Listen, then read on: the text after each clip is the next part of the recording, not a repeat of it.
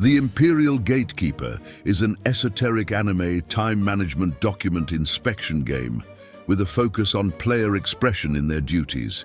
It's like Papers, Please, but is simultaneously darker and lighter in tone. The document-checking sim is one of the stranger genres to gain popularity. Seems like the kind of thing that's hard to advertise. I can't say it's a particularly favorite genre of mine, but I certainly respect the inventiveness of it. And there has been quite a few games that try to put their own spin on it, although this is the only one that caught my interest for, well, you know. All right, enough musing. Let's see those papers. With the war finally at an end, our protagonist, Corporal Thill, finds himself being transferred to the Traffic Security Bureau. For his first assignment, he's sent to the newly formed Rubin Valley checkpoint up in a remote region of the mountains. There he meets two co-workers, the studious Krisha and the laid-back Reinhardt, who are both surprised that a soldier as decorated as Thill will be working with them.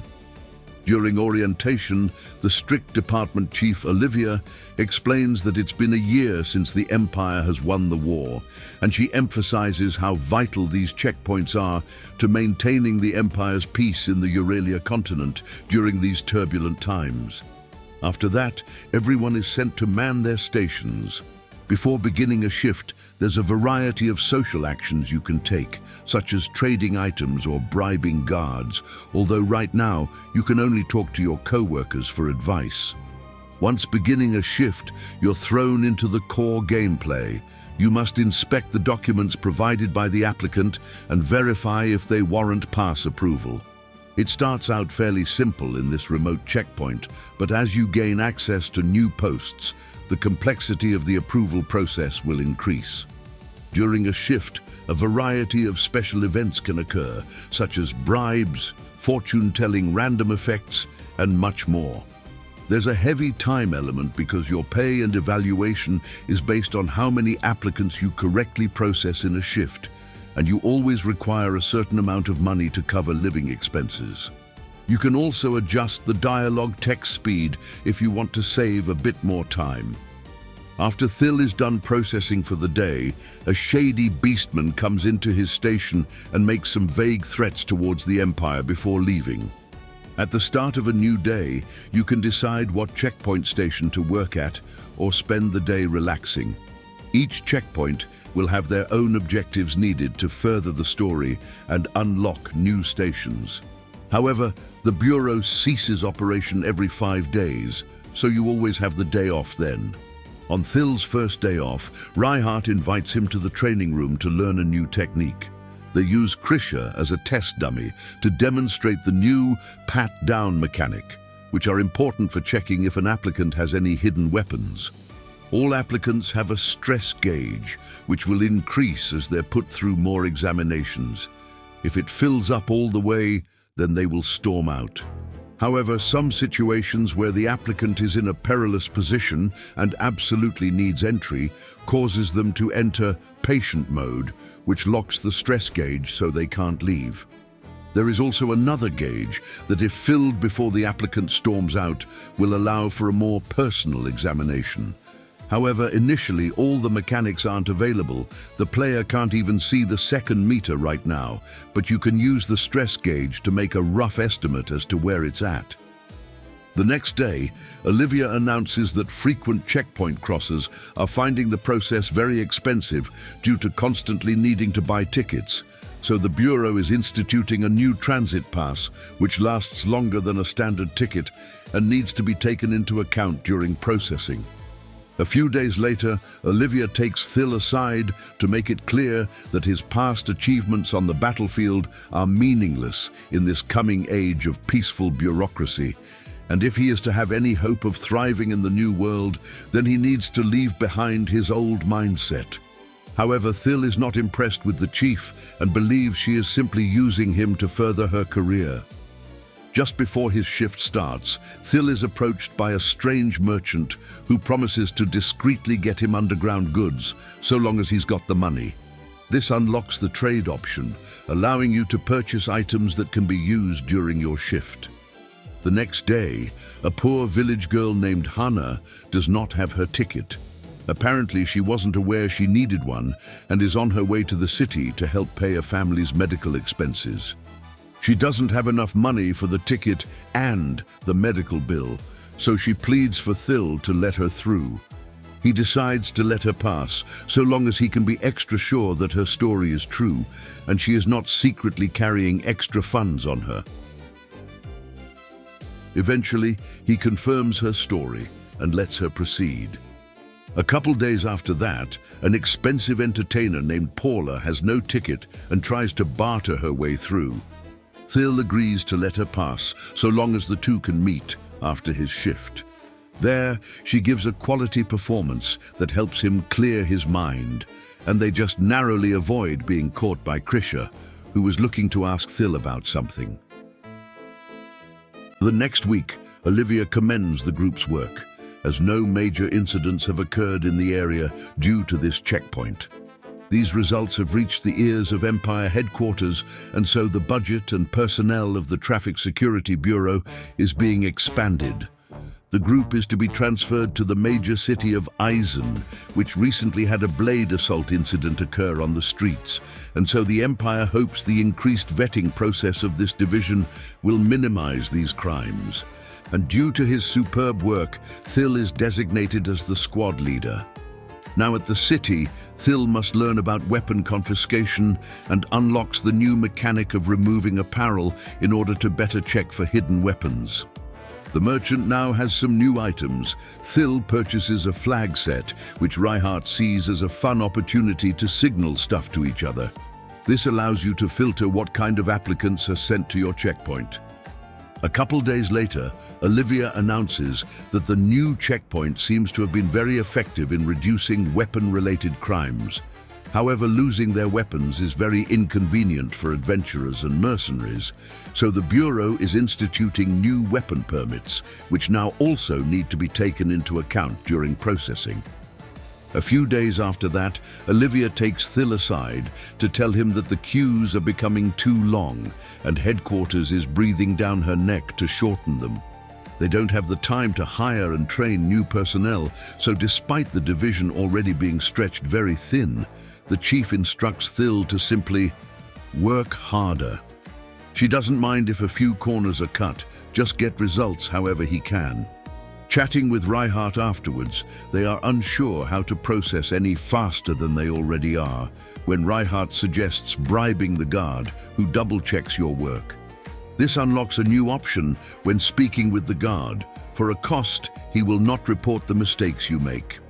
Quick aside, I know people have complained about the role of this double-checker guy in Papers, Please, and I'm aware that they exist for gameplay purposes, but it's so weird how they have the player character doing the job, while also having this other guy looking over your shoulder who can apparently do the job better and faster than you. Anyway, after a few more days, Thil runs into Hannah again. Shortly after being let through, she is taken hostage by an outlaw who wants guaranteed passage beyond the checkpoint. Thil easily incapacitates the man and saves Hannah. However, she twisted her ankle during the scuffle and will have trouble returning home for a while. Since she is unfamiliar with this city and has no money for an inn, Thil decides to let her stay in his barracks for the night. When he goes to check on her later in the night, he finds her performing self-care. Emboldened by the sight, he decides to collect payment for giving her lodging. He ruthlessly pilfers her wizard potential as the inexperienced Hannah is made to pay her due.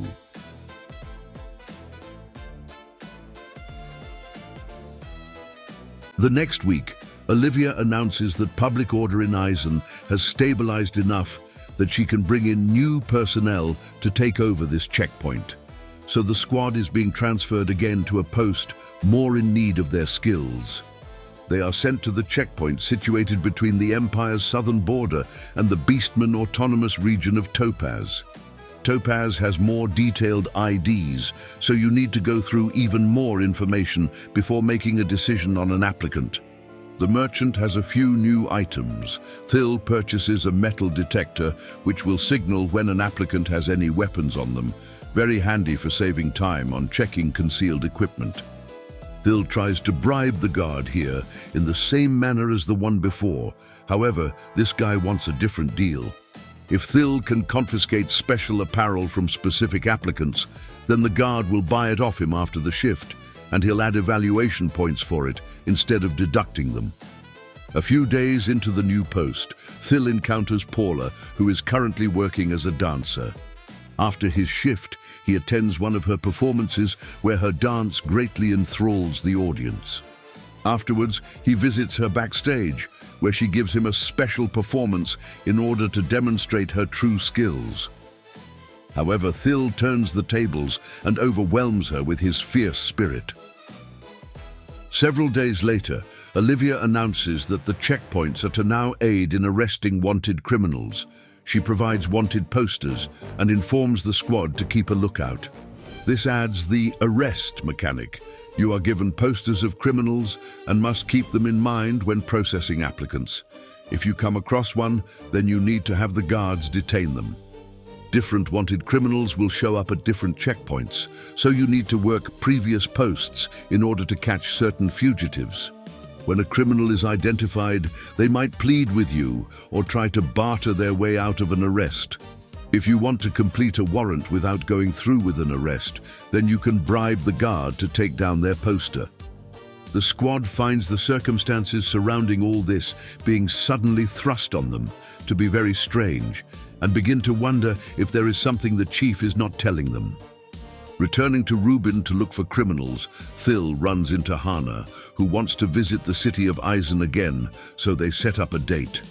Any dates you schedule with the various heroines will always take place on your next day off.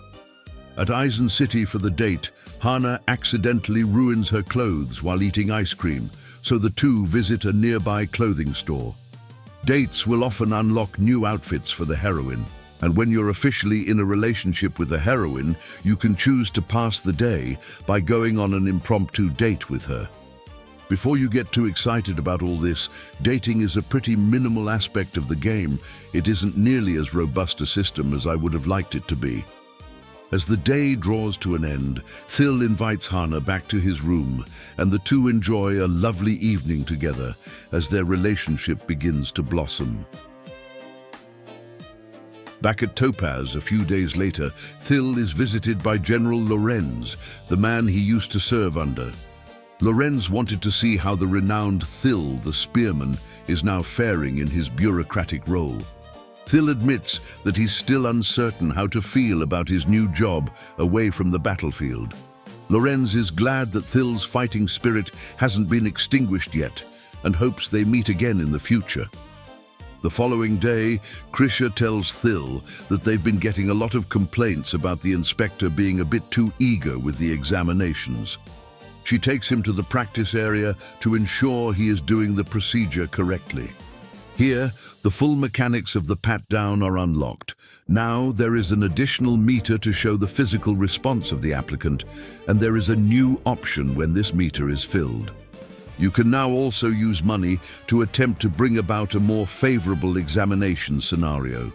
This will enter into a haggle phase where you need to make offers which will have a % chance to succeed depending on the price named and the applicant themselves. Thil presses Krisha as to why she would go to such lengths just for demonstrational purposes. She explains that years ago, when the Empire was at war with other countries, her hometown was caught in the conflict. During the chaos, she was separated from her family and was cornered by a large man. But before the man can take action, she was saved by Thil. However, due to the heat of battle, Thil wordlessly intimidates her, which causes Krisha to drown in fear. But Thil's bloodlust soon fades and he leaves. However, this life-or-death encounter awakens an unorthodox passion in Krisha, and so years later she enlists in the military to find the man who saved her. Having finally explained her circumstances, Krisha confesses her love for Thil and pleads for him to take responsibility for the unusual proclivities she developed because of their initial encounter. A week later, Olivia announces that this checkpoint area has stabilized due to the squad's excellent work, and so they are being transferred to a new post that could use their expertise. The squad is being sent to Fort Dimant, which is situated between the Empire's eastern border and the country of Silban. The peace treaty with Silban is quite new, so tensions between the two countries is still very high, and this checkpoint sees a lot of violent incidents. The squad is very uncertain about this new posting, but they have no real say in the matter and must simply follow orders. Arriving at their new post, the group is given a chilly reaction from the guards stationed there, who don't take kindly to some pencil pushers being thrust on them when they already have enough trouble with friction from the Silbans. Trying to talk to the guard here will only have him dismiss you. Manning this checkpoint has even more documents to account for. Applicants from Topas and Silban need to present an entry permit whose details must be verified. Also, applicants from Silban can't bring any weapons regardless of a weapons permit. This is about the point where you really need to pay attention to where the applicant is from and factor that into what you look for. The merchant now has some new items. Thil buys a cleaning cloth, which allows you to clean up any evidence from extreme examinations. A few days later, as the squad is starting to get used to working here, there is an explosive attack on the checkpoint. After looking into it, the Bureau learns that it was orchestrated by a group called the Silver Hand, a Silban national group that is unhappy with the recent treaty and wants revenge on the Empire. You're also given a new set of wanted posters on Silver Hand members to look out for. Thil can now speak to the guard here. He can't be bribed, but you can get an evaluation bonus by being extra stern to Silban applicants, and for an even bigger bonus, you can send them through after confiscating apparel, wherein the guards will take them aside to make them a public asset of the barracks. Needing a break from the intensity, Thil decides to take Krisha out to the city for a date. They first go clothes shopping, where Krisha slowly begins to accept her feminine side. Later, they stop by a tavern that Thil is familiar with from his army days. Krisha becomes a bit jealous of his familiarity with the waitress and realizes she doesn't actually know that much about Thil. The two decide to get a room in order to become more familiar with one another, and so they cap off the date with a romantic evening. A week later, Olivia announces that the checkpoint area has greatly stabilized since the squad apprehended the known Silver Hand members, so they are being transferred again. They are being sent to Ram's Palace in the heart of the Empire, where a lengthy summit is taking place. This is the final checkpoint area of the game, but the document processing isn't as complicated as you would expect. Every applicant now needs an invitation which has to be cross-checked with their ID, and no weapons are allowed regardless of nationality.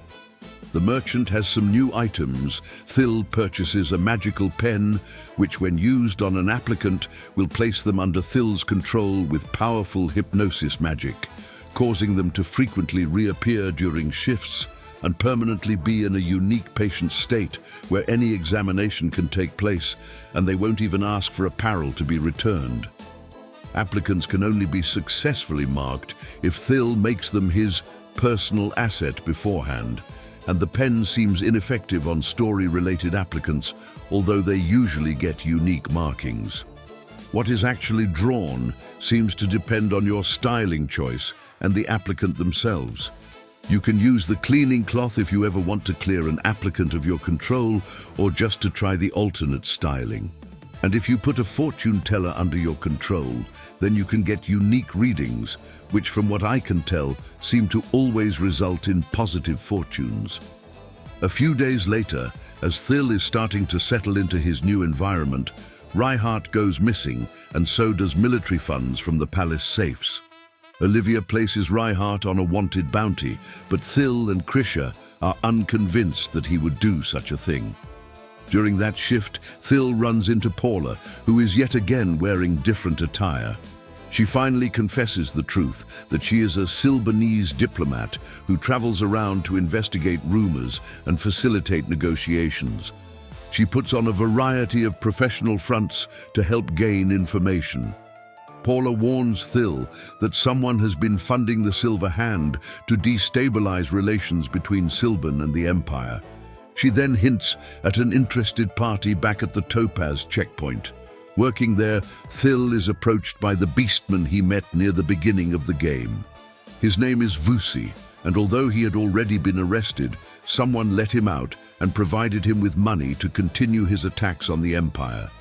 Thil deduces that his mysterious benefactor is actually Chief Olivia, who has secretly been keeping the Silver Hand just alive enough that they are considered a threat, all so that she can further her career. A few days after, Thil encounters Reinhardt back at the Rubin checkpoint. He says that he is being framed and confesses that he is actually a Silban who was recruited by an empire higher up after the war to spy on the Bureau from the inside for suspected corruption. Thil concludes that Reinhardt's employer was General Lorenz and decides to take down the wanted poster, letting Reinhardt go through. Back at Ram's palace, Thil gets Krisha to aid him in setting up a plan to catch Olivia red-handed. Soon after, Thil encounters Olivia on her way through the checkpoint and insists she be put through inspection as well. This is in essence the final boss. You need to find where she's hiding the palace keys on her person while ensuring her stress build-up doesn't cause her to leave. If you fail, then you need to wait a week to try again. But it's not too difficult so long as you have a stock of items. Thil goes very overboard with his examination, taking a lot of his pent-up anger out on his superior. Eventually, he does find the key and begins accusing Olivia. She admits to it all. She felt the current Empire leadership was too stuck in their war-hungry ways and believed the only way to avoid future conflict was to ascend the ranks and steer the ship herself. She wanted to use any means necessary to create a perfect society where peace and bureaucracy reigns supreme. Olivia then threatens to destroy Thil's life, saying it's his word against a superior officer. That's when he reveals the hidden window that was set up, where Krisha, Reinhardt, and Lorenz had all been witness to her confession. Rather than immediately arresting her, Thil decides to take his time to enjoy the sweet taste of victory.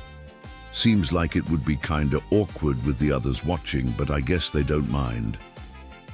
Many days later, after Chief Olivia was placed in custody, Thil was made the acting chief of the Bureau. While addressing the new recruits, Thil admits that traffic security isn't the most exciting work, but he's come to appreciate how much it does for the safety of the people. Krisha and Reinhardt then join him for a salute to the Empire before they all start their shift. After completing the main story, quite a few new things unlock. Firstly, some new events are added to some of the previous checkpoints.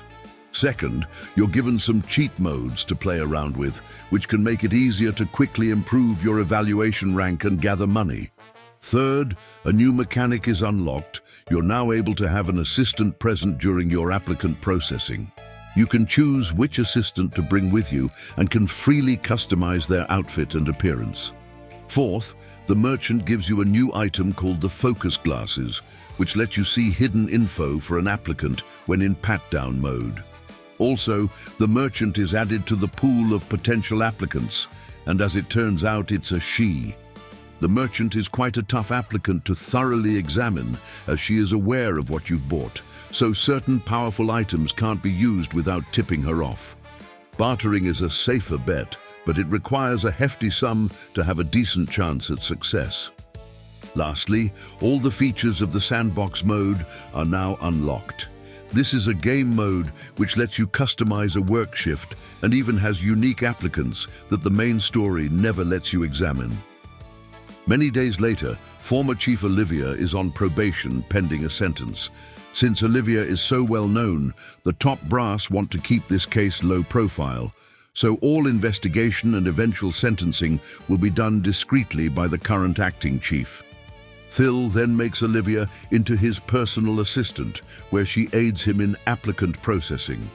Despite being the acting chief, Thill still goes to checkpoints to work. Since most of his new duties involve stamping documents, he figured he'd be of the most use by stamping applicant documents along with the bureau ones as they come to him. Over the coming months, Thill has Olivia aid him in capturing many applicants with his mark at every checkpoint, in order to build a large roster of subjects to personally examine when he sees fit. Thill also begins to date Hana more seriously, while still discreetly maintaining Krisha as a work girlfriend. All the while, he rigorously trains Olivia to serve him without question, so that he can better work to bring glory to the Empire. All in all, the game is pretty good, although sometimes it'll be a while before another major story event occurs, so you might just be going through the motions over multiple shifts, but I guess that kinda enhances the Wei-Ji immersion. The actual scenes aren't really that impressive, but the game excels at blending this kind of content seamlessly with the gameplay. However, if you're looking for a game as difficult as Papers, Please, then this isn't it. The applicant processing here never rises to the absurd complexity of that game, and the living expenses cost is never really a problem. There's even an easy difficulty if you're having trouble with normal. There was a lot of content that I had to skip over, so I encourage you to play the game yourself if this genre interests you. The dev's next game seems to be some kind of in-management thing. Check their CN page if you want to keep track of the dev's upcoming projects. As always, remember to apply the publisher's patch to the Steam or GOG version before playing. And also make sure to check in the settings that this content is actually enabled. Thanks for watching, and if you want the unaltered version of this video, then check the description. And don't forget to like and subscribe.